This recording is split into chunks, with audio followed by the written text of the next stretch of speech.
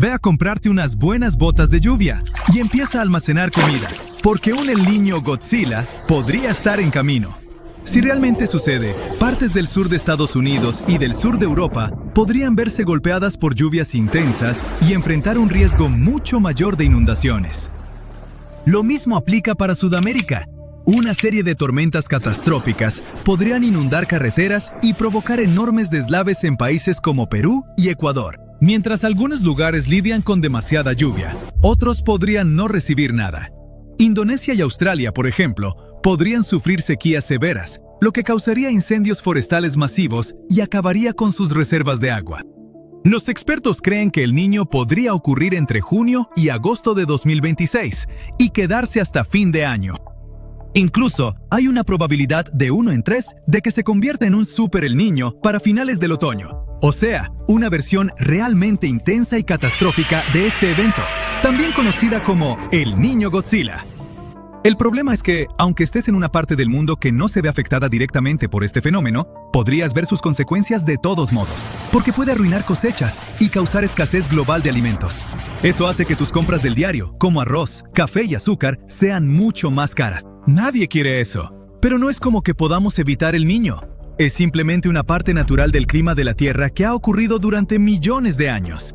Todo comienza en el Océano Pacífico, y como este océano es tan enorme, lo que pasa ahí se extiende por todo el planeta. Verás, bajo condiciones climáticas normales, los vientos tropicales soplan hacia el oeste a lo largo del Ecuador, empujando el agua cálida de la superficie desde Sudamérica hacia Asia. Conforme esa agua cálida se aleja, agua fría sube desde las profundidades del océano para ocupar su lugar. A este proceso le llamamos surgencia. Pero a la Tierra siempre le gusta sorprendernos, ¿no?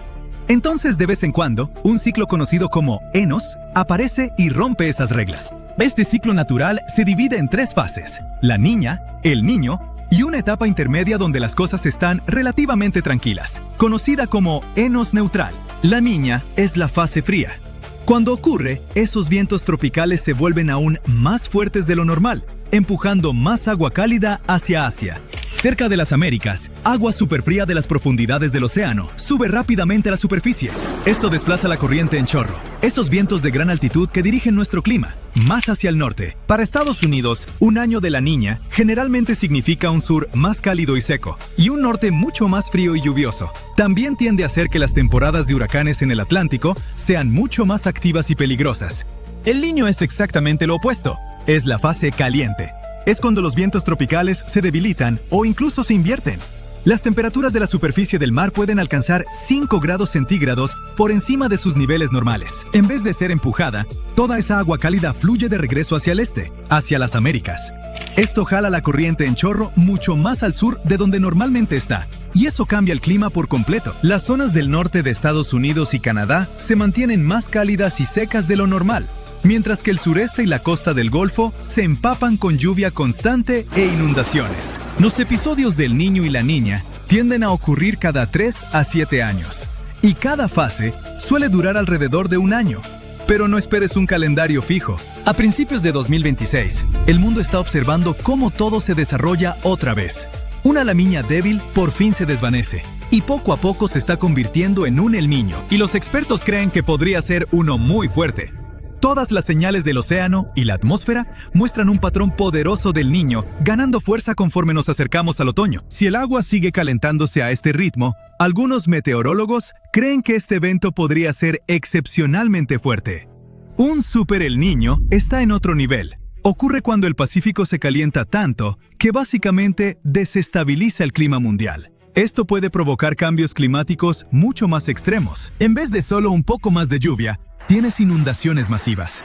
En vez de un periodo corto de clima seco, tienes una sequía seria. Este evento también empuja tormentas a lugares donde normalmente no llegan, y eso termina afectando a todo el mundo. Si no eres muy fan del verano, tengo malas noticias. Un nuevo El Niño Godzilla probablemente va a empujar las temperaturas globales a niveles récord. Va a ser un calor insoportable. La última vez que el mundo tuvo que lidiar con un Super El Niño fue en 2015. Ese año, el agua del Pacífico se calentó increíblemente, y eso desató una reacción en cadena de desastres alrededor del mundo. La temporada de huracanes fue como nada que hubiéramos visto. Normalmente vemos 4 o 5 ciclones tropicales en el Pacífico, pero en 2015 hubo 16. Eso es una locura. En un momento, 3 huracanes masivos de categoría 4, llamados Kilo, Ignacio y Jimena, estaban girando al mismo tiempo en el mar. Fue la primera vez desde que empezamos a llevar registro. Por suerte, ninguno tocó tierra. Pero no siempre tuvimos esa suerte.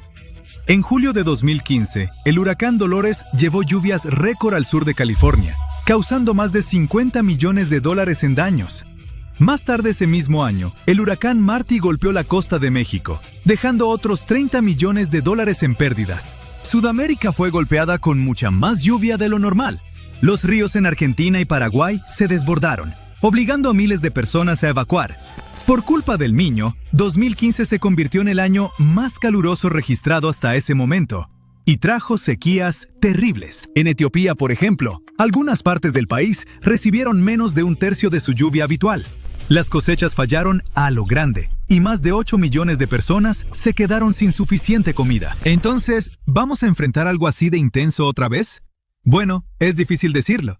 La mayoría de los expertos coinciden en que un El Niño sí viene, pero aún no estamos seguros de su intensidad. Los datos tempranos muestran de todo, desde un evento débil hasta un super El Niño récord. Los científicos lo están vigilando de cerca, pero necesitan unos meses más para ver cómo se comporta realmente. Se espera que El Niño aparezca para el verano. Normalmente no sentimos los efectos de inmediato, pero como este se está moviendo tan rápido, podríamos empezar a ver clima extraño antes de lo usual. Un gran cambio que podemos esperar tiene que ver con la temporada de huracanes del Atlántico, y esas son buenas noticias para Estados Unidos. Generalmente, El Niño reduce el número total de huracanes en el Atlántico. Esto se debe a que crea alta presión atmosférica y vientos más fuertes en las alturas, que básicamente destrozan las tormentas antes de que puedan crecer. En esta parte de Estados Unidos, esto hace que toda la atmósfera sea más estable, lo que impide que pequeñas tormentas se conviertan en huracanes gigantes. Pero el impacto principal del Niño suele ocurrir en invierno y afecta la nieve. Si vives en el norte de Estados Unidos o en el medio oeste, probablemente verás mucha menos nieve de lo normal. Claro. Todas estas son solo predicciones basadas en lo que pasó en años anteriores, pero no es una ciencia exacta. Al fin y al cabo, nunca vemos exactamente el mismo clima 2 años seguidos. Y cuando le añades un El Niño a la mezcla, las cosas se vuelven aún más impredecibles. Una cosa es segura: como este fenómeno afecta a millones de personas, los expertos tienen que vigilarlo de cerca cada año. Los pronósticos estacionales para el Niño y también para la Niña muestran cómo es probable que cambie el clima, ayudando a las autoridades a planear con anticipación sus necesidades de energía y agua. Así, las ciudades pueden prepararse para lluvias excesivas o sequías severas, y los agricultores saben qué esperar para sus cosechas. Pero lo más importante, las alertas meteorológicas permiten que la gente encuentre refugio y que las comunidades se preparen antes de que lleguen los desastres. Y eso salva vidas.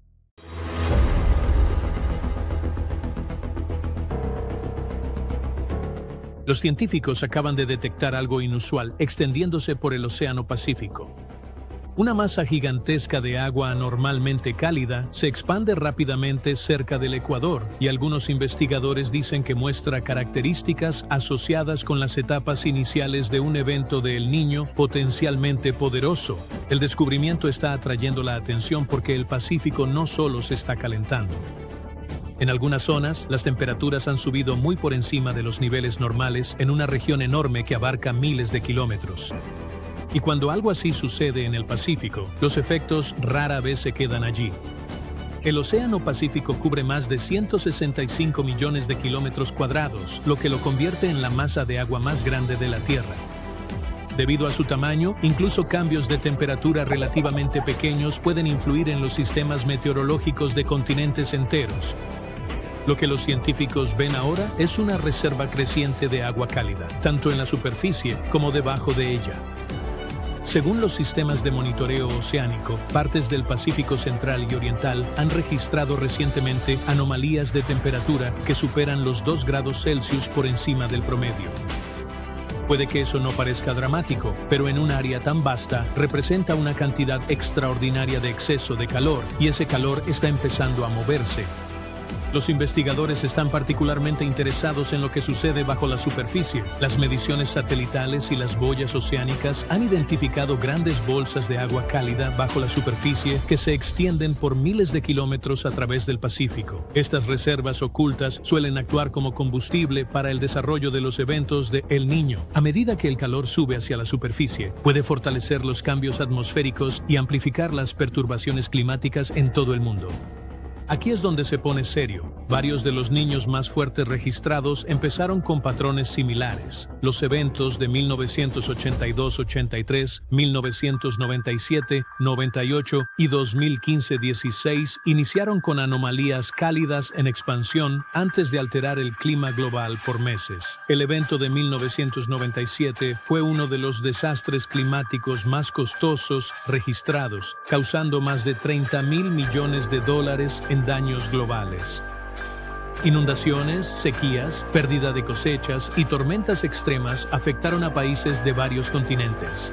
Los científicos no dicen que las condiciones actuales vayan a alcanzar necesariamente ese nivel, pero sí dicen que las similitudes son difíciles de ignorar. La razón por la que El Niño atrae tanta atención es porque reorganiza eficazmente partes del sistema climático de la Tierra. Normalmente, los vientos alisios empujan el agua cálida del Pacífico hacia Indonesia y Australia. Durante El Niño, esos vientos se debilitan, permitiendo que el agua cálida se extienda hacia el este, hacia las Américas. Ese cambio altera los patrones de lluvia, las tormentas, las temperaturas y la circulación oceánica a escala global. En algunas regiones provoca inundaciones destructivas, en otras, sequías severas. Y como la atmósfera está interconectada, los efectos pueden aparecer a miles de kilómetros del propio Pacífico. Lo que hace que la situación actual sea inusual es que ocurre en un periodo en que las temperaturas oceánicas baten récords. En los últimos años se han pulverizado múltiples récords de temperatura en los océanos. Investigadores dicen que los océanos actuales contienen una cantidad de calor almacenado sin precedentes respecto a décadas previas. Ahora, un fenómeno de El Niño podría estarse formando sobre esa base que ya de por sí es elevada. Científicos climáticos creen que esta combinación podría amplificar ciertos climas extremos si el calentamiento continúa. Las agencias meteorológicas de todo el mundo están incrementando sus esfuerzos de monitoreo. Satélites, boyas, sensores submarinos y modelos atmosféricos se usan continuamente para rastrear la evolución del calentamiento. El objetivo es simple: determinar si esto es solo un fuerte El Niño o el comienzo de algo mucho más grande. Varias regiones podrían sentir los efectos primero. Partes de Sudamérica suelen experimentar un aumento de las lluvias durante los años de El Niño intenso. Australia e Indonesia se enfrentan con frecuencia a un mayor riesgo de sequía. Partes de Norteamérica pueden ver patrones de tormentas invernales alterados, mientras que algunas regiones de ciclones son más activas. Los impactos exactos siguen siendo inciertos, pero una cosa está cada vez más clara. Los científicos ya no están viendo una anomalía meteorológica localizada. Están observando un patrón climático lo bastante potente como para influir en gran parte del planeta. Y ahora, ese patrón parece crecer porque bajo el Océano Pacífico una enorme cantidad de calor se está posicionando. Y si las tendencias actuales continúan, los mapas meteorológicos del mundo podrían verse muy distintos en los próximos meses. La Tierra no es una esfera perfecta, eso lo sabemos. Pero el verdadero misterio está a kilómetros bajo nuestros pies. Muy debajo de la corteza, el planeta se ha enfriado durante miles de millones de años, pero no de manera uniforme. El lado del Pacífico pierde calor más rápido, mientras que el lado africano retiene ese calor por más tiempo. Esa diferencia es la razón por la que la Tierra sigue inquieta, con terremotos desgarrando el suelo y fuego volcánico rompiendo la superficie. Piensa en la Tierra como un motor enorme que se apagó.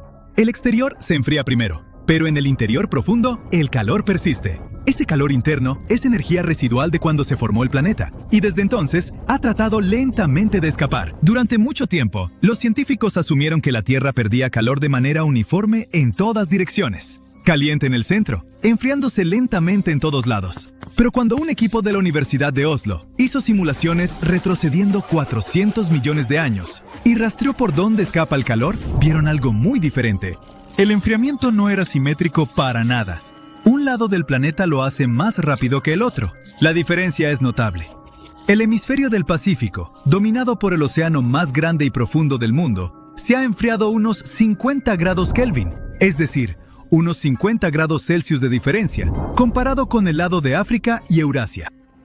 La razón es básicamente aislamiento. África y Eurasia están sobre una corteza continental antigua de varias capas. El lado del Pacífico es lo opuesto. Es mayormente océano, descansando sobre una corteza mucho más delgada, donde el calor escapa fácilmente. Además, el agua fría del mar encima extrae ese calor sin parar. Como el lado del Pacífico se enfría tan rápido, la roca en las profundidades se vuelve pesada y se hunde hacia el núcleo. Es como una banda transportadora gigante en cámara lenta que arrastra la corteza terrestre con ella. El material pesado se hunde y al hacerlo, jala los bordes de las placas tectónicas, creando tensión, fosas, terremotos y cadenas de volcanes. La mayoría de los terremotos y volcanes de la Tierra ocurren en un gran anillo llamado el Cinturón de Fuego. Aquí es donde el fondo oceánico se enfría, se vuelve pesado y se hunde en el planeta. Toda esa roca que se hunde viaja miles de kilómetros hasta chocar con una estructura masiva del tamaño de un continente, justo cerca del núcleo terrestre. Los científicos llaman a esto una masa, porque el pesado fondo oceánico cae constantemente sobre ella. La masa del Pacífico está aplastada y fijada, pesada e inmóvil. Pero la otra mitad del mundo hace exactamente lo opuesto. Bajo África, no hay muchas placas hundiéndose que actúen como peso. Sin esa presión manteniéndola abajo, la masa africana puede crecer alta y ligera. Empuja hacia arriba, levantando el suelo desde abajo y transformando todo el continente. De hecho, esa burbuja ascendente ya está empezando a desgarrar la superficie. En África Oriental, una grieta enorme conocida como el Gran Valle del Rift se está abriendo lentamente, mientras el suelo es empujado desde abajo.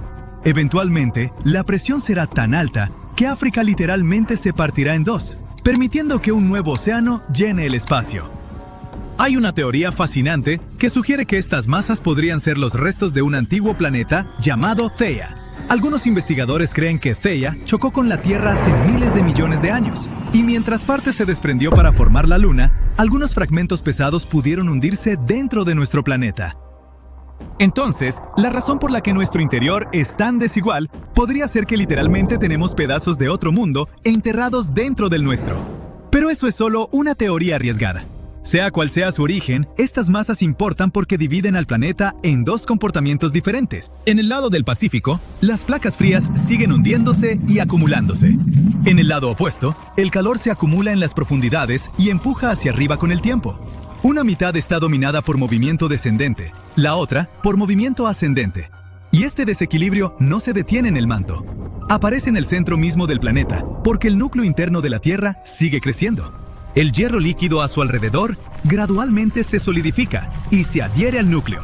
Este proceso no avanza al mismo ritmo en todas partes. Un lado del núcleo interno crece más rápido que el otro. Podría sonar como si fuera a desequilibrar al planeta, pero no es así. El interior de la Tierra no es rígido como una bola de metal sólido.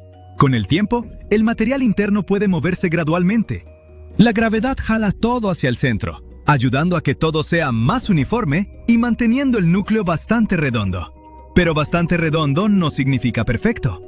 Si quieres un ejemplo real de qué tan desigual es la Tierra por dentro, mira el Océano Índico. Donde hay más masa bajo tierra, la gravedad jala un poco más fuerte. Donde hay menos masa, jala menos. En medio del Océano Índico hay una enorme anomalía llamada el hoyo gravitacional del Océano Índico. En ese punto, la atracción terrestre es más débil de lo normal, tan débil que no puede mantener la superficie del océano al nivel usual. El agua en realidad se hunde. No lo notarías navegando, pero técnicamente estarías unos 90 metros más abajo que el resto de los océanos del mundo. Es un valle invisible en el mar, causado completamente por masa faltante en las profundidades del planeta. Sin embargo, la Tierra no es el único mundo que esconde un interior desordenado tras una superficie lisa. Incluso la Luna es así. Durante miles de millones de años, la gravedad terrestre frenó la rotación de la Luna hasta que quedó fija, manteniendo una cara permanentemente apuntando hacia la Tierra. Eso es lo que conocemos como el lado cercano y el lado lejano.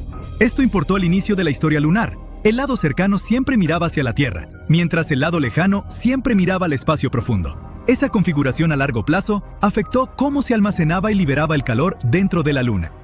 Cuando la NASA mapeó la gravedad lunar usando dos naves llamadas Whale, midieron algo llamado el número de Love. Es un valor que indica a los científicos cuánto se flexiona un planeta o luna bajo la gravedad.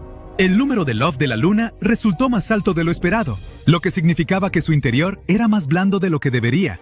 Cuando los científicos analizaron más de cerca los datos de gravedad, encontraron que la mayor parte de esta flexibilidad venía del lado que mira hacia la Tierra. El lado cercano de la Luna es más blando y cálido en las profundidades, mientras que el lado lejano es más frío y rígido. Las mediciones sugieren que el manto del lado cercano es significativamente más caliente y volcánico.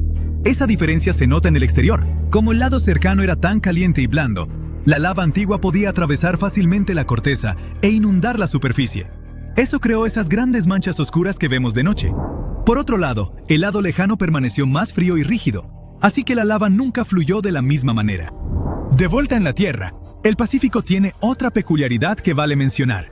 Nuestro planeta no solo gira en su lugar, orbita el Sol a más de 106.000 kilómetros por hora, y todo el sistema solar se mueve por la galaxia como un carro, atravesando un enjambre de insectos. Durante largos periodos, los objetos que llegan del espacio profundo tienen más probabilidad de golpear el lado de la Tierra que avanza. Y como el Océano Pacífico cubre una extensión tan enorme de ese lado del planeta, naturalmente termina recibiendo más impactos que océanos más pequeños o continentes. Esto crea una extraña coincidencia. El mismo hemisferio que pierde más calor desde adentro es también el cementerio más grande del mundo para cosas que llegan de afuera. Por ser tan vasto y solitario, las agencias espaciales incluso usan sus coordenadas más remotas como cementerio de naves espaciales, en un lugar llamado Punto Nemo. Deliberadamente dirigimos satélites y estaciones espaciales enormes como la Mir para que se estrellen justo ahí. Así que el Pacífico termina recibiendo los golpes de dos direcciones, por accidente del universo y a propósito de nuestra parte. La Tierra es inquieta, los continentes se desplazan, los océanos se abren y se cierran. En unos cientos de millones de años, el mapa lucirá completamente diferente. El Pacífico en realidad se está encogiendo ahora mismo. Eventualmente, las Américas podrían chocar con Asia, y un nuevo océano tendrá que tomar el trabajo de ser el radiador principal del planeta y su parachoques frontal. Pero por ahora, probablemente deberíamos agradecer a ese enorme, frío y desafortunado océano.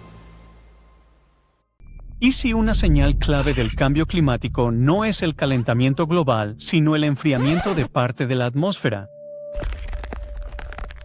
Suena un poco al revés, ¿no?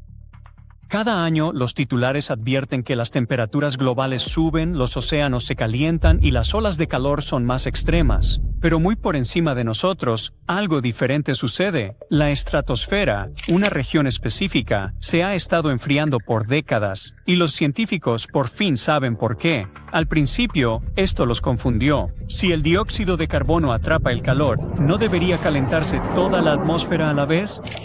Bueno, tal vez, pero la respuesta real depende de dónde te encuentres. Cerca de la superficie terrestre, el dióxido de carbono actúa como una manta aislante. El calor del suelo intenta escapar al espacio, pero el dióxido de carbono absorbe parte de esa energía y la atrapa en la atmósfera inferior. Ese es el proceso que impulsa el calentamiento global. Pero la estratosfera funciona de manera diferente. El aire allá arriba es extremadamente delgado. Las moléculas están muy separadas, y eso cambia la forma en que se mueve el calor. En lugar de pasar energía a las moléculas cercanas, el dióxido de carbono en la estratosfera suele liberar esa energía directamente al espacio. Es decir, muy por encima de la Tierra, el dióxido de carbono pasa de aislante a sistema de enfriamiento. Científicos de la Universidad de Columbia hallaron recientemente la física de este efecto. Descubrieron que el dióxido de carbono interactúa con un rango especial de radiación infrarroja, como una zona ricitos de oro térmica. En este rango, el dióxido de carbono expulsa eficientemente calor al espacio. Al subir sus niveles, este efecto de enfriamiento se intensifica. Las cifras son dramáticas. Desde mediados de los 80, partes de la atmósfera se han enfriado unos 3.5 grados Fahrenheit, cerca del tope de la estratosfera. Las temperaturas bajan unos 14 grados Fahrenheit al duplicarse los niveles de CO2. Esto es importante por más que la ciencia climática. La atmósfera superior influye en los patrones climáticos, la circulación del aire y los satélites en órbita. El enfriamiento cambia la densidad atmosférica, alterando el movimiento de los satélites y la permanencia de basura espacial. Los científicos dicen que estos cambios ocurren más rápido de lo esperado, y hay otro giro. Aunque la estratosfera se enfría al liberar más calor al espacio, la atmósfera inferior todavía se calienta en general.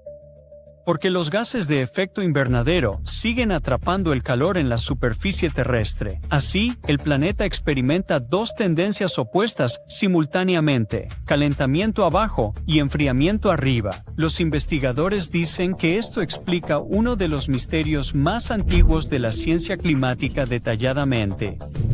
También mejora nuestra comprensión de cómo funcionan las atmósferas, no solo en la Tierra, sino potencialmente también en otros planetas.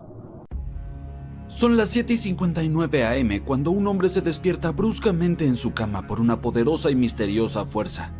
Mientras intenta averiguar qué está sucediendo, una gigantesca columna de agua de 30 metros de altura ya avanza hacia su ciudad natal. En 20 minutos, la mayoría de sus amigos y familiares pierden la vida cuando una pared de agua del tamaño del cielo arrastra edificios, árboles y automóviles. Y esto puede ocurrirte en cualquier momento. Es el día después de Navidad en 2004. Miles de turistas de Europa y América están disfrutando de las playas tropicales en Tailandia, Sri Lanka e Indonesia, cuando un poderoso terremoto submarino golpea la costa occidental del norte de Sumatra, Indonesia. Es un terremoto de magnitud 9,3, el más fuerte jamás registrado en Asia. Provoca uno de los tsunamis más grandes de la historia, el tsunami del día de San Esteban, que se cobra la vida de 230,000 personas en unas pocas horas. La ciudad de Banda Aceh en Sumatra, Indonesia, hogar de 260,000 personas, es la más cercana al epicentro del terremoto. Menos de media hora después del sismo, enormes olas de hasta 10 pisos de altura golpean la ciudad. Más de 60,000 personas pierden la vida de inmediato. La destrucción es tan severa que casi nadie en su camino sobrevive. A continuación, el tsunami golpea Tailandia. Las olas avanzan a una asombrosa velocidad de 804 km por hora a través del Océano Índico. Alcanzan las costas de Phang Nga y Phuket aproximadamente 90 minutos después. A pesar de un intervalo de tiempo tan considerable, tanto los locales como los turistas son tomados completamente por sorpresa. Muchos bañistas incluso caminan hacia la playa, curiosos por la extraña retirada del mar, solo para ser golpeados por una imponente muralla de agua. Casi 5,400 personas, incluidos 2,000 turistas extranjeros, no sobreviven ese día en Tailandia. Una hora después, el tsunami golpea el sureste de India, cerca de Chennai. Las olas llenas de escombros avanzan kilómetros tierra adentro y se cobran la vida de más de 10,000 personas. Sri Lanka enfrenta una devastación aún peor. La isla pierde más de 30,000 personas y cientos de miles se quedan sin hogar. La increíble fuerza del tsunami es evidente incluso a gran distancia. 8 horas después, se cobra sus últimas víctimas en Sudáfrica, a más de 8,000 kilómetros del epicentro del terremoto. Allí, olas inesperadas sorprenden a los nadadores. Investigadores del Centro de Investigación de Tsunamis de la NOAA explicaron que la destrucción fue causada por la inmensa potencia del terremoto. Se originó en una falla de megaempuje, que es donde las placas oceánicas pesadas se sumergen debajo de placas continentales más ligeras. Estas fallas son las más grandes del mundo y se encuentran bajo el agua. El terremoto de 2004 rompió un tramo de 1,450 kilómetros de las placas india y australiana, 50 kilómetros bajo el lecho marino. Además, en lugar de un rápido sacudón, el terremoto duró 10 minutos y liberó una cantidad inimaginable de energía. Durante el evento, enormes secciones del lecho marino se elevaron 40 metros hacia arriba, lo que es un montón. Un movimiento tan repentino envió olas ondulantes colosales a través del océano. Imagínalo como tirar una enorme piedra en el agua. Lo que pasa es que las olas de tsunami no son como esas olas de surf que podrías imaginar. No, se asemejan a un río de aguas rápidas y embravecidas que inunda todo a su paso. Si te atrapan, es casi imposible sobrevivir. Si las poderosas corrientes no te arrastran, los escombros flotantes lo hacen. Por eso, durante los terremotos suele haber muchas heridas y menos pérdidas de vidas. Con los tsunamis ocurre lo contrario. Hay muchas menos lesiones que muertes porque es demasiado difícil sobrevivir. Los tsunamis catastróficos como el de 2004 son raros, por eso India y Sri Lanka no tenían antecedentes de tales desastres. Esta falta de experiencia combinada con la ausencia de sistemas de alerta hizo que las consecuencias del desastre fueran aún más trágicas. La gente no sintió el terremoto porque estaban lejos del epicentro. Y al no haber señales naturales de advertencia, ni alertas oficiales, ni antecedentes de tsunamis, las olas que golpearon las costas abarrotadas tuvieron efectos devastadores. Por cierto, el Océano Pacífico es el más grande del planeta. Es donde ocurren la mayoría de los terremotos y tsunamis. Tsunamis localmente dañinos azotan algunas partes de este océano aproximadamente una vez cada 1 o 2 años. El 76% de los tsunamis fatales registrados tuvieron lugar en el Pacífico. Y el 99% de las víctimas de tsunamis son causadas por tsunamis locales o regionales que ocurren con mayor frecuencia y golpean rápidamente. Pero entonces surge una pregunta. ¿Podría ocurrir nuevamente un tsunami tan devastador como el del día de San Esteban? Desafortunadamente la respuesta no es muy sencilla. De hecho, se ha establecido un sistema de alerta en el Océano Índico. Su objetivo es advertir a las naciones costeras sobre posibles tsunamis.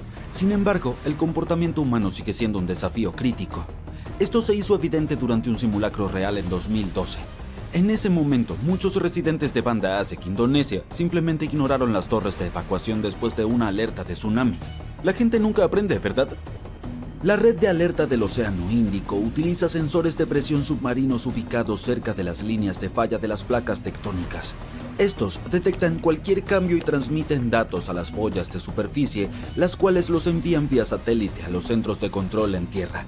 Las autoridades analizan la información y deciden si emiten alertas y evacúan las áreas en riesgo. ASEC, situado sobre una de las fallas más activas del mundo, implementó salvaguardias adicionales.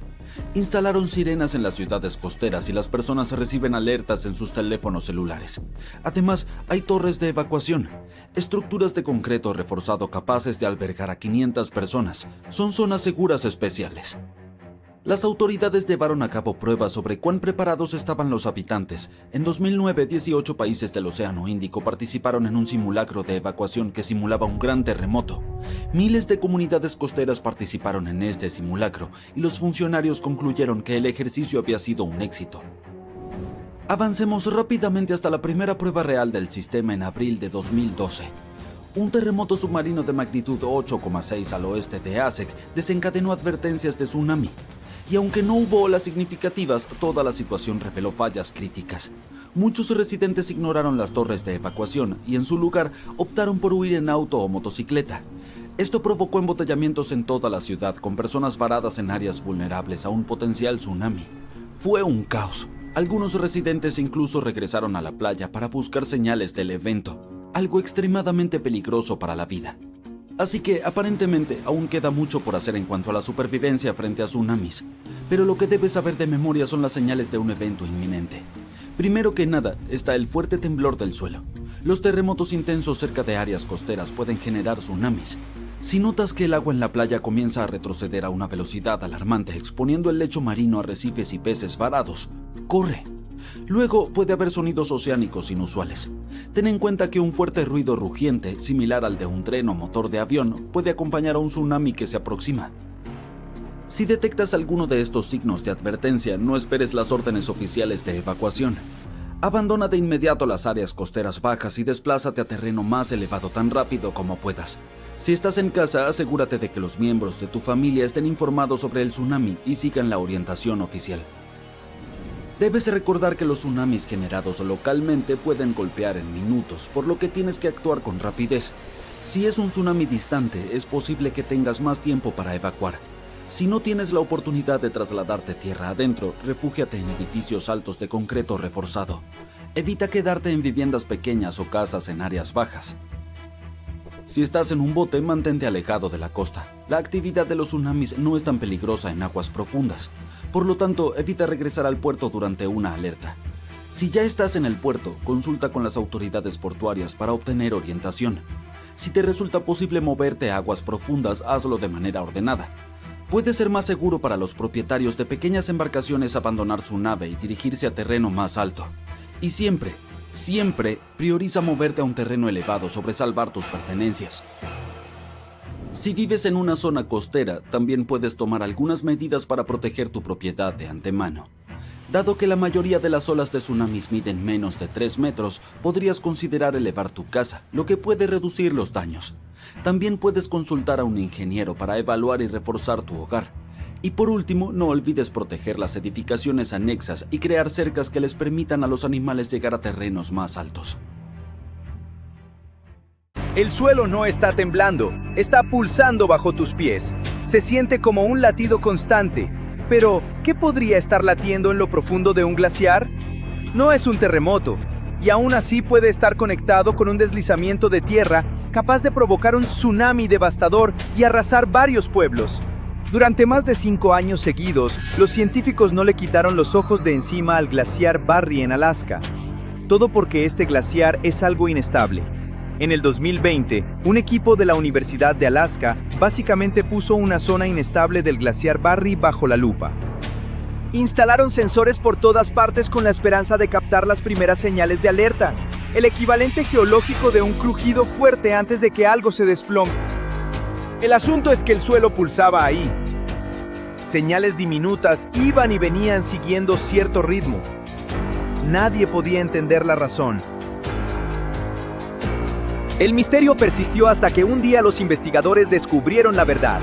Las pulsaciones resultaron ser causadas por agua que se filtraba en las grietas de la roca, se congelaba, se descongelaba y se volvía a congelar. Es como si el agua fuera abriendo una puerta poco a poco, y cada vez que se congela, las grietas crecen un poquito más. Con el tiempo, toda esa presión podría convertirse en el empujón final que haga que toda la ladera se desplome. Y por eso todos vigilan el glaciar Barry y el fiordo Barry Arm tan de cerca. La ladera ahí es empinada, agrietada e inestable. Básicamente es una pila gigante de bloques sueltos sostenidos por hielo. Si de repente cede, millones de toneladas de roca podrían caer directo al fiordo. Ese impacto no solo generaría unas cuantas olas, sería un desastre enorme. Esa ladera inestable en Barry Arm está justo encima del agua. Si se desprende, podría lanzar una ola poderosa a toda velocidad sobre el agua. Para quienes estén en kayak o navegando cerca, eso solo ya sería extremadamente peligroso. Y en el peor de los casos, lugares como Whittier podrían recibir olas de hasta 2 metros de alto solo por el impacto inicial. Y eso ni siquiera es el peor escenario. Si un pedazo enorme de la montaña colapsa de golpe, la ola justo al lado del derrumbe podría ser descomunal, de decenas de metros de altura dentro de Upper Barry Arm y el fiordo Harriman. Sería literalmente un muro de agua, y esa energía no se quedaría ahí. Los modelos muestran que el tsunami podría recorrer unos 50 kilómetros por el estrecho y llegar a Whittier en aproximadamente 20 minutos. Algunas estimaciones calculan olas de más de 9 metros de altura ahí. Incluso si la ola real resulta menor que los peores modelos, seguiría siendo lo suficientemente fuerte como para causar daños graves. Y no solo los pueblos estarían en riesgo. Un tsunami así podría generar corrientes violentas y olas caóticas en todo el estrecho. Esto pondría en verdadero peligro a embarcaciones, cruceros y barcos pesqueros. Los muelles, puertos y demás infraestructura costera de Whittier podrían sufrir un golpe muy duro, y los efectos no se detendrían ahí. Otras comunidades costeras como Chinanga, Tintilec, Valdés y Córdoba también podrían sentir el impacto, dependiendo de cómo se propague la ola. Los tsunamis causados por deslizamientos ya han ocurrido antes, y fueron devastadores. Por ejemplo, el 18 de mayo de 1980, a las 8:32 de la mañana, una enorme erupción voló el lado norte del monte Santa Elena. Resultó que el magma se había estado filtrando bajo la ladera norte, formando una enorme protuberancia. Y cuando un sismo de magnitud 5.1 golpeó justo debajo del lado abultado, la ladera se deslizó a velocidades increíbles. Ese enorme deslizamiento, el más grande jamás registrado en tierra, bajó arrasando la montaña y se estrelló contra el lago Spirit. Toda esa roca desplazó el agua en una ola gigante. Era más alta que un rascacielos. La ola se estrelló de vuelta en el lago, arrancando árboles, troncos y escombros, y creando una avalancha de 90 metros de altura. Algunos árboles quedaron intactos, pero la mayoría fueron cortados desde la base por la explosión volcánica supercaliente que llegó segundos después.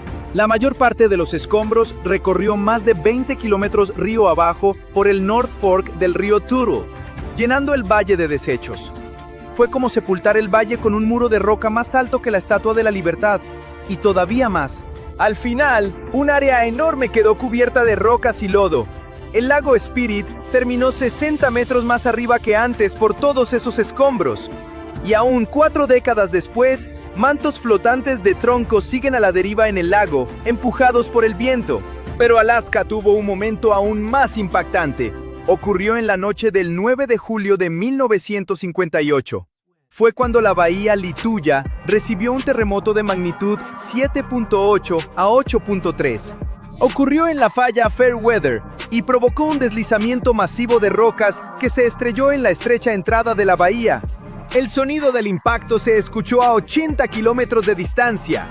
Todo ese impacto de rocas generó un mega tsunami que atravesó la bahía destruyendo árboles, suelo y rocas hasta una altura mayor que la del Empire State. Milagrosamente, solo 5 personas perdieron la vida, aunque muchas resultaron heridas. 2 pescadores en un bote fueron arrastrados por las olas. Otros 2, un capitán y su hijo de 7 años, fueron levantados por el tsunami, elevados por los aires y sobrevivieron casi sin un rasguño. ¡Eso sí que es tener suerte! La destrucción no paró ahí. En Yakutat, el pueblo más cercano, puentes, muelles y oleoductos quedaron destruidos. Una torre colapsó y una cabaña quedó aplastada. Los cables submarinos que conectaban el sistema de comunicaciones de Alaska se rompieron. El mega tsunami arrasó los bosques a lo largo de la costa, dejando casi nada en pie, excepto unos cuantos árboles en los extremos norte y sur. El agua dejó una línea de destrucción de casi 200 metros alrededor de la bahía. Todavía es visible desde el espacio hoy en día. Pero volvamos al glaciar Barry y el peligro que representa. Durante mucho tiempo los científicos monitorearon esta zona a la antigüita. Ya saben, aviones sobrevolando, revisando fotos viejas y comparando notas de estudios anteriores. Eso ayuda, pero puede pasar por alto cambios pequeños y lentos, que suelen ser los más importantes. Y entonces entraron los satélites. Permitieron a los científicos usar una poderosa herramienta nueva llamada PS-INSAR. Básicamente es una forma de detectar movimientos del suelo tan pequeños que nunca los verías a simple vista. Este método es especialmente bueno para captar desplazamientos en cámara lenta, donde el terreno no se agrieta, sino que se arrastra. Veamos cómo funciona. Los satélites lanzan ondas de radar hacia la Tierra.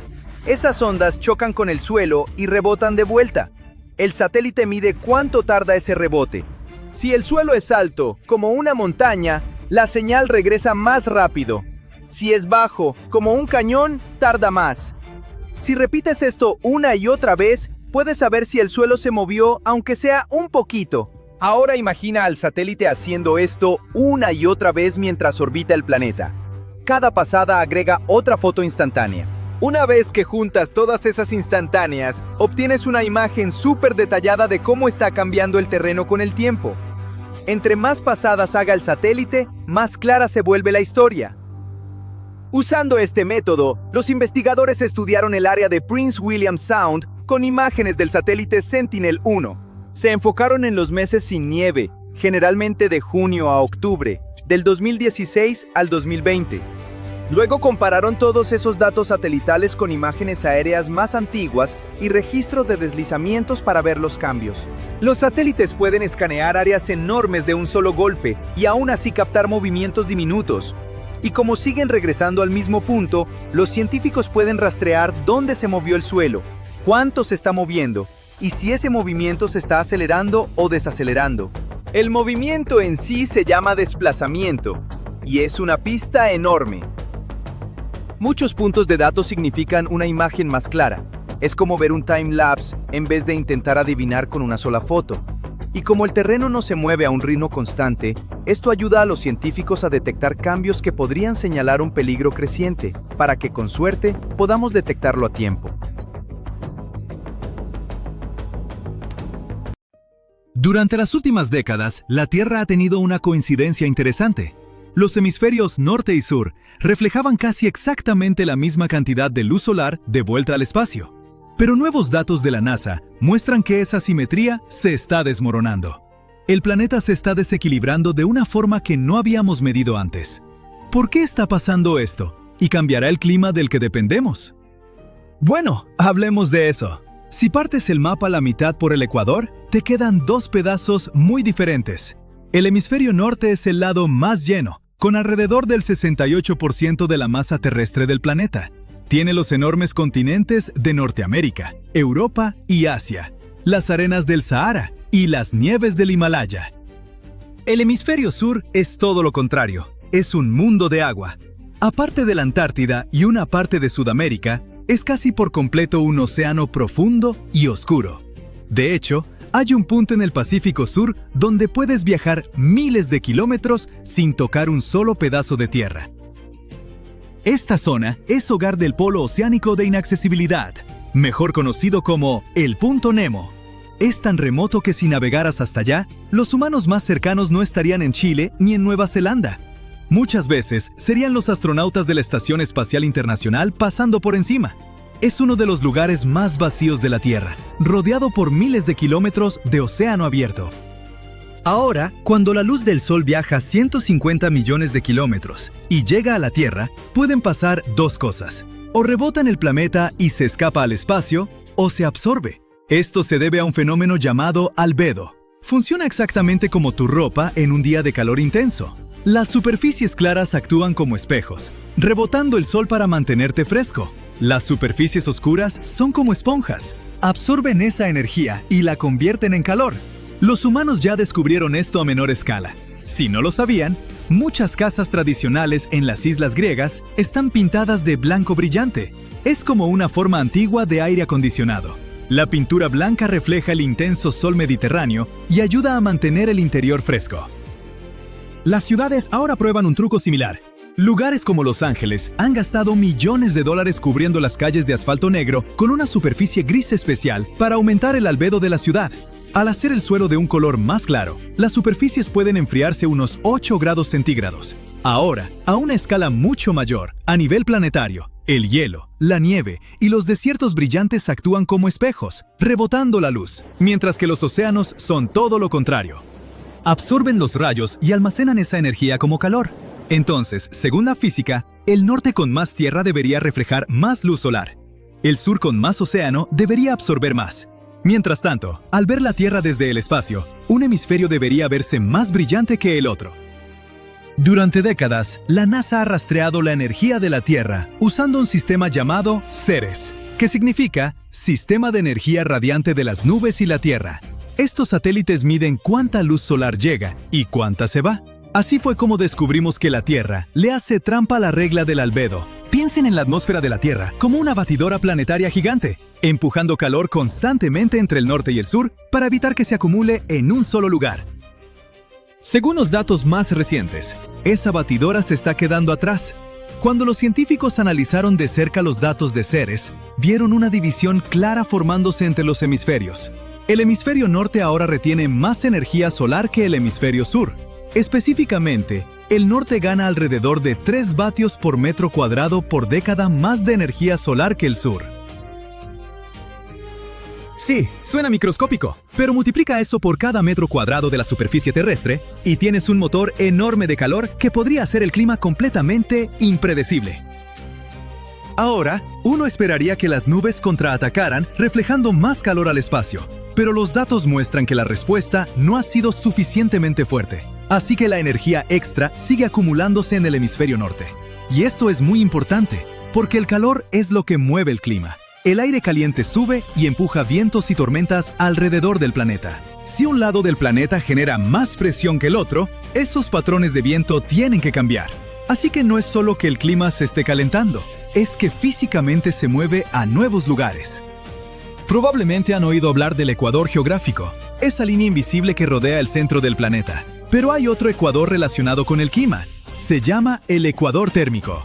Piensen en esto como una zona de colisión gigante. Imaginen apuntar 2 ventiladores potentes uno contra otro. Donde las corrientes de aire se encuentran, el aire se ve forzado hacia arriba, formando lo que podría parecer una pared de lluvia en movimiento.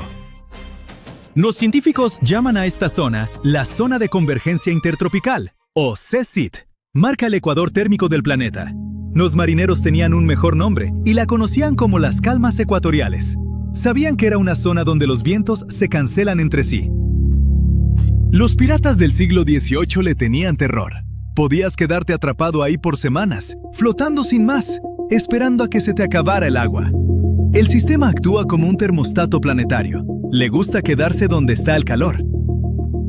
Durante la mayor parte de la historia humana, se mantuvo justo en el medio. Pero si este desequilibrio sigue creciendo, podría empujar el ecuador térmico hacia el norte con el tiempo. Ahora, quizá estén pensando, ¿y qué si el cinturón de lluvia se mueve unos cuantos cientos de kilómetros? Bueno, la historia nos da un ejemplo bastante impactante. Hace unos 6.000 años, este cinturón de lluvias estaba más al norte de lo que está hoy. En ese entonces, gran parte de lo que ahora llamamos el Sahara no era desierto para nada. Tenía lagos, pastizales, fauna como hipopótamos y jirafas, y comunidades humanas prósperas. El arte rupestre de la región incluso muestra botes y escenas de natación. Conforme la órbita de la Tierra cambió lentamente, el cinturón de lluvias migró hacia el sur. Con el tiempo, las lluvias disminuyeron, los lagos se secaron y el paisaje se transformó en el Sahara que conocemos hoy. El detonante fue diferente, pero el mecanismo fue el mismo. Cuando el balance energético del planeta cambia, el ecuador térmico se mueve y la lluvia se mueve con él. Esto es importantísimo, porque la lluvia es increíblemente importante para la producción de alimentos. Riega las regiones que cultivan nuestro café, nuestro chocolate. ¿Nuestro chocolate? Así es, y los cultivos que miles de millones de personas comen. Si ese cinturón persigue el calor y se mueve al norte, la lluvia se va con él. Las selvas del sur podrían secarse, mientras que las ciudades del norte recibirían inundaciones para las que nunca fueron construidas. Pero el aire es solo la mitad de la historia. En las zonas más bajas, el calor extra desencadena una reacción en cadena. ¿Recuerdan la analogía de la ropa? Gran parte del hemisferio norte depende de la nieve brillante y el hielo marino para reflejar la luz solar. Pero conforme las temperaturas suben, ese hielo a baja altitud se derrite. Cuando la superficie blanca desaparece, queda expuesta el agua oscura del océano o el suelo desnudo debajo. Esto crea lo que los científicos llaman un ciclo de retroalimentación. Conforme el hielo se derrite, revela el océano o la tierra más oscura debajo, y ese suelo oscuro absorbe más calor, lo que puede causar que se derrita aún más hielo. Es un ciclo que podría hacer cada vez más difícil que la región se enfríe de manera natural. Mientras tanto, los océanos se toman su tiempo para responder. Las corrientes globales actúan como una banda transportadora gigante, moviendo agua caliente alrededor del mundo para equilibrar la energía. Pero este sistema es delicado. Solo funciona cuando la temperatura y la salinidad del agua son las correctas. Cuando el norte acumula demasiado calor, desestabiliza las corrientes. Y si esa banda se frena o cambia de ruta, los efectos no llegan de la noche a la mañana. Se desarrollan gradualmente a lo largo de décadas o incluso siglos. Pero finalmente, ¿esto es solo una falla temporal o la Tierra se está acomodando en un patrón completamente nuevo? Ahora mismo, los científicos no pueden asegurarlo. Tal vez las nubes finalmente aparezcan y corrijan el equilibrio. Tal vez los océanos muevan el calor y salven la situación. Pero si el norte sigue ganando ventaja energética, los mapas del clima de los que dependemos podrían cambiar por décadas o siglos. Si ese es el caso, muchos lugares tendrán que replantear su vida diaria. Los que no estaban acostumbrados a la lluvia, de repente se sentirían estafados, mientras que el valor de los impermeables, las sombrillas y las playeras blancas se dispararía. Mira esta ominosa nube oscura. ¿Está girando? ¿Qué demonios está pasando aquí? Lo que estás viendo se llama supercélula. Es una tormenta, a menudo eléctrica, que contiene una corriente ascendente girando sobre un eje vertical. Por eso también se las llama tormentas eléctricas giratorias. En realidad hay 4 tipos de tormentas eléctricas: monocelulares, multicelulares, línea de turbonada y supercélulas. De todas ellas, las últimas son las más raras y graves. Suelen estar aisladas de otras y duran entre 2 y 4 horas. Las supercélulas son muy comunes en las grandes llanuras de Estados Unidos, en particular en la zona conocida como Tornado Alley, pero también pueden producirse en otras partes del mundo, por ejemplo en Europa, Argentina, Uruguay y el sur de Brasil. Estas pueden ser de cualquier tamaño, grandes y pequeñas, con cimas o bajas. Las supercélulas también se asocian a los tornados más graves, aunque no todas pueden crear uno.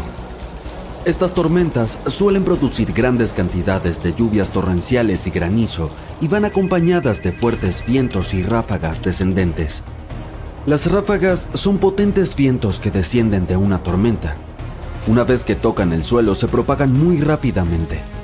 Estas son peligrosas porque pueden causar muchos daños.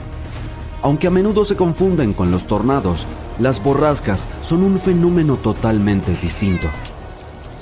Ahora veamos cómo se forma un chubasco. Al principio de una tormenta hay una fuerte corriente ascendente. Por eso la nube crece verticalmente y en su interior empiezan a formarse granizos y gotas de lluvia. La tormenta madura y la corriente ascendente sigue alimentando la nube con aire húmedo e inestable. Los granizos y las gotas de lluvia son ahora lo bastante grandes y pesados como para caer al suelo. Sin embargo, a veces la corriente ascendente es tan fuerte que suspende enormes cantidades de granizo y lluvia en la parte superior y el centro de la tormenta. Pero digamos que algo de aire seco entra en las partes medias y bajas de la tormenta. Puede provocar un chubasco. Cuando ocurre, toda esa cantidad de lluvia y granizo de la parte superior de la tormenta se precipita hacia el suelo, arrastrando una gran cantidad de aire. Toda esa masa gana velocidad y cuando la ráfaga descendente llega al suelo es como un chorro de agua que sale de un grifo y golpea el fregadero. Se propaga en todas direcciones a una velocidad increíble, a veces a más de 160 kilómetros por hora. Pero lo más probable es que se trate de una microráfaga. Significa que esos terribles vientos se limitan a un área de menos de 3,5 kilómetros de diámetro. Al hablar de tornados, no puedo dejar de mencionar los tornados volcánicos. Posiblemente sean uno de los fenómenos naturales más aterradores. Cuando un volcán entra en erupción, lanza rocas calientes y cenizas a la atmósfera. Los trozos de lava y los gases hirviendo descienden por la ladera del volcán. Cuando este flujo baja, algunos de los gases atrapados en su interior comienzan a ascender y a girar al mismo tiempo. El aire que los rodea los aprieta y los hace girar cada vez más rápido. Así nace un tornado volcánico. El lado positivo es que este fenómeno tiene una vida muy corta. Si alguna vez logras ver una apretada columna de aire en llamas, se trata de un tornado de fuego. Una espeluznante combinación de sonidos de torbellino e infierno abrasador. Este fenómeno también es conocido como torbellino de fuego, y es un peligroso fenómeno natural que se produce sobre todo durante los incendios forestales. Al arder, estos crean una gran zona de aire hirviente justo por encima del suelo.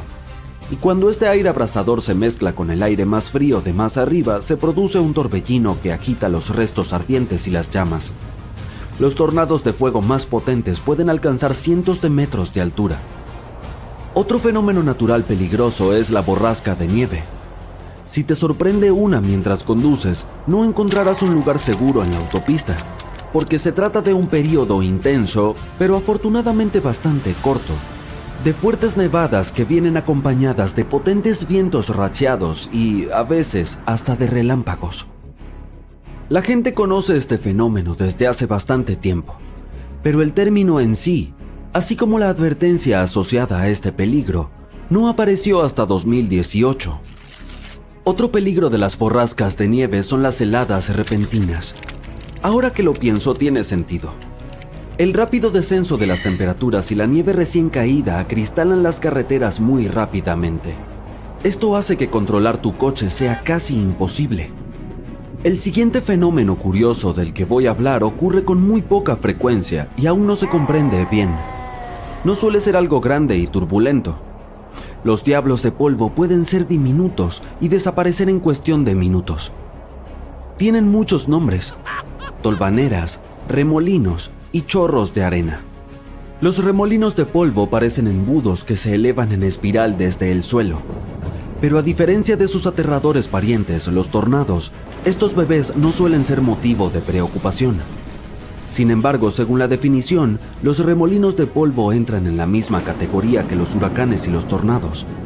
Los tres fenómenos naturales presentan una columna de aire que gira alrededor de un polvo invisible. Todos ellos se forman durante la colisión de diferentes tipos de aire, húmedo frente a seco o caliente frente a frío, etc. Pero los huracanes suelen formarse sobre una masa de agua donde el aire frío se desliza bajo el aire caliente.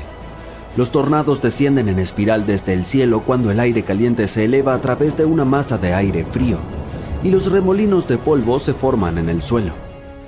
Aunque los llamamos diablos de polvo, en realidad pueden arremolinar cualquier resto suelto. El criterio principal es que los trozos sean lo bastante pequeños y ligeros para que los levante un vórtice rápido. Por cierto, ¿sabías que algunas nubes pueden predecir condiciones meteorológicas extremas? Por ejemplo, las nubes estante. Parecen sacadas de una película de ciencia ficción. Se forman cuando el aire caliente y húmedo queda atrapado en la corriente ascendente de una tormenta.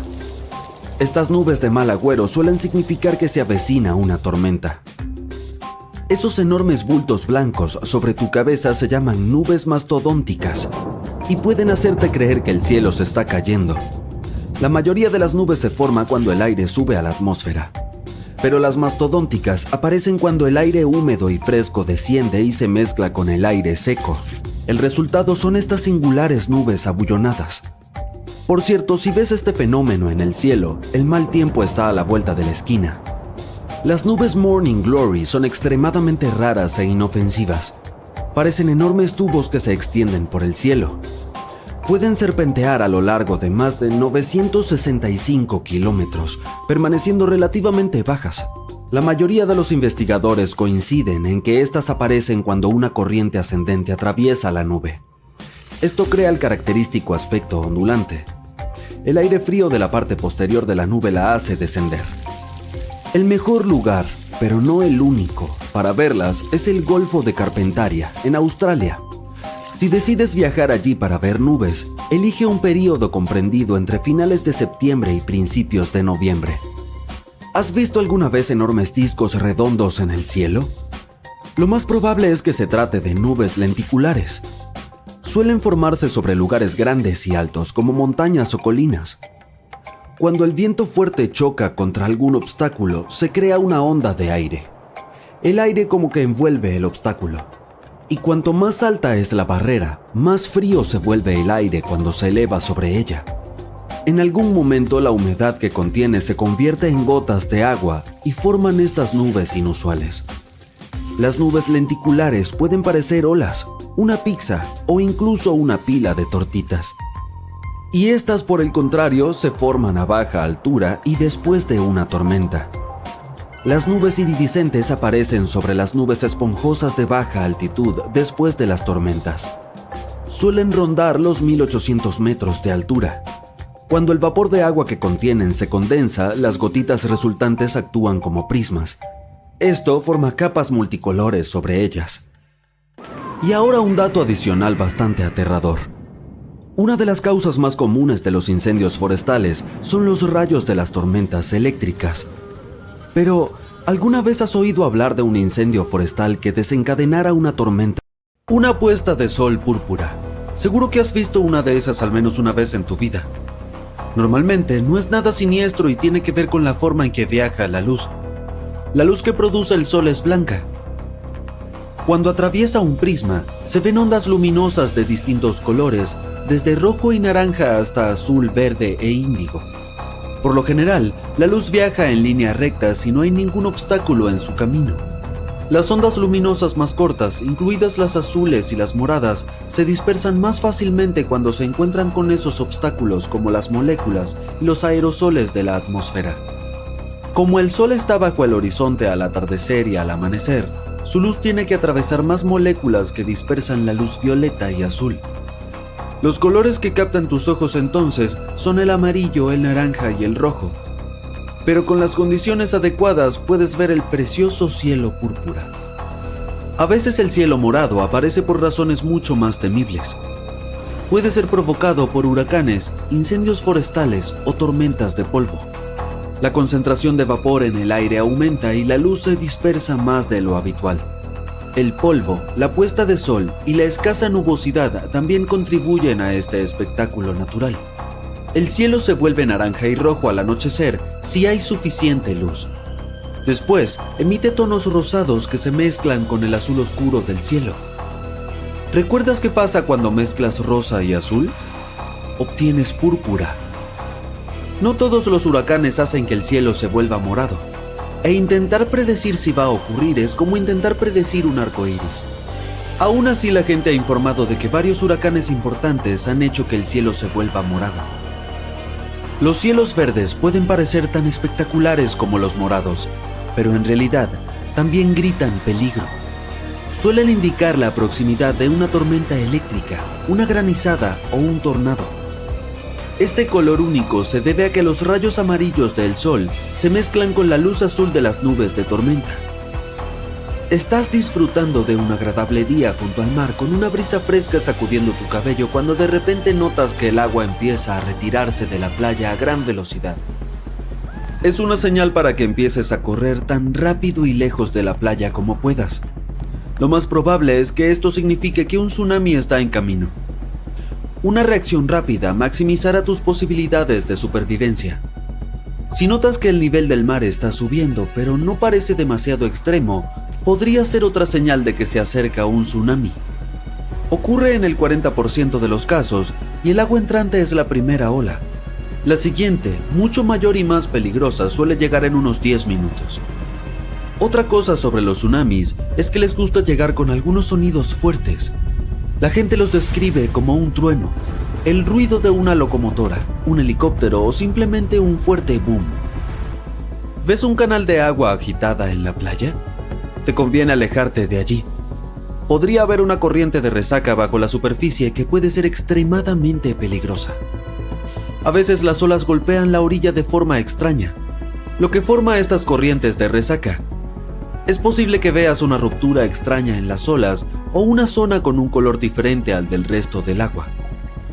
Otra señal de advertencia es la presencia aleatoria de algas en todas direcciones. Si te encuentras atrapado en una corriente de resaca, intenta mantenerte a flote, pero no intentes ir contra la corriente. Solo conseguirás malgastar tu valiosa energía. Pide ayuda a gritos e intenta flotar hacia la playa. Cuando salgas de la corriente, nada en diagonal hacia la orilla. La próxima vez que veas nubes de forma cónica en el cielo, recuerda que es un buen momento para buscar refugio. Si se quedan así, se avecina una tormenta fuerte. Pero si una nube con esa forma empieza a dar vueltas, significa que está a punto de transformarse en un tornado. Si tienes abejas cerca, un día pueden salvarte de un gran problema. Estas pequeñas trabajadoras se ponen más activas de lo normal cuando sienten que se avecina una tormenta. Aceleran para recolectar más néctar antes de que las alcance. Y una vez que han terminado, siempre vuelven a la colmena entre 10 y 15 minutos antes de que empiece a llover, aunque no haya señales evidentes de que vaya a suceder eso. Su secreto son los pelos supersensibles de su espalda, capaces de captar las acumulaciones electrostáticas de las nubes de tormenta. Durante siglos, la gente se ha dado cuenta de que los animales actúan de forma extraña un par de días antes de que se produzcan grandes eventos sísmicos. Los perros no paran de ladrar. Las vacas dejan de producir leche y los sapos, ratas y serpientes abandonan sus hogares. Parece que los animales pueden sentir pequeñas ondas de choque iniciales que los humanos ni siquiera notan. Los científicos han intentado encontrar alguna explicación legítima y han realizado pruebas y experimentos interminables. Sin embargo, de momento siguen sin encontrar una explicación a este misterio. ¿Hueles el ozono en el aire? Cuando se avecina una tormenta, es el olor más característico y penetrante que se puede percibir. La carga eléctrica de un rayo lo libera en las alturas. El otro olor de la lluvia, más agradable, es el petricor. El agua de lluvia despierta las moléculas de las plantas, los árboles, el hormigón y el asfalto. Su aroma se extiende por todas partes. Incluso puedes sentirlo en tu propia boca. Todos esos iones positivos del aire que libera un rayo se mezclan con el ozono y tu saliva. Y así es como obtienes ese sabor metálico amargo. Cuando un rayo está a punto de caer, es posible que oigas extraños crujidos, zumbidos o vibraciones procedentes de objetos metálicos cercanos, Puede que te empiecen a sudar las palmas de las manos, y entonces sentirás que se te ponen los pelos de punta. Esta es una clara llamada a la acción, y esa acción es correr por tu vida. Las cargas positivas están recorriendo tu cuerpo intentando alcanzar la parte de la tormenta cargada negativamente. Créeme, no quieres que estas cargas se encuentren. Si no ves ningún refugio al que puedas llegar rápidamente, intenta hacerte más pequeño que los objetos que te rodean. Baja el paraguas y mantente alejado de alambradas, tuberías metálicas, raíles y otros objetos metálicos. Y no te tumbes en el suelo. Es probable que esté mojado, lo que significa que es un gran conductor de electricidad. Si de repente observas grietas en el asfalto junto a tu casa, podría ser una señal de alarma de un socavón. Inspecciona tu casa por dentro. ¿Esa puerta ha empezado a atascarse? O tal vez hay un hueco donde las paredes se juntan con el techo.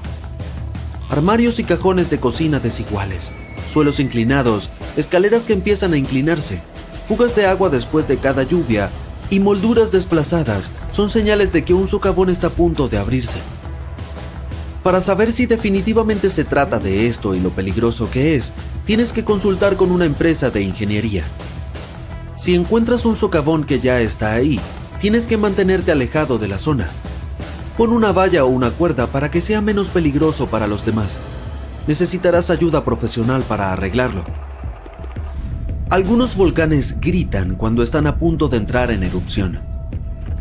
Los pequeños terremotos que suelen ocurrir antes producen un zumbido. La mayoría de las veces, este es inaudible para el oído humano, pero en ocasiones alcanza una frecuencia que permite oírlo como un extraño estruendo o siseo procedente del suelo. Este ruido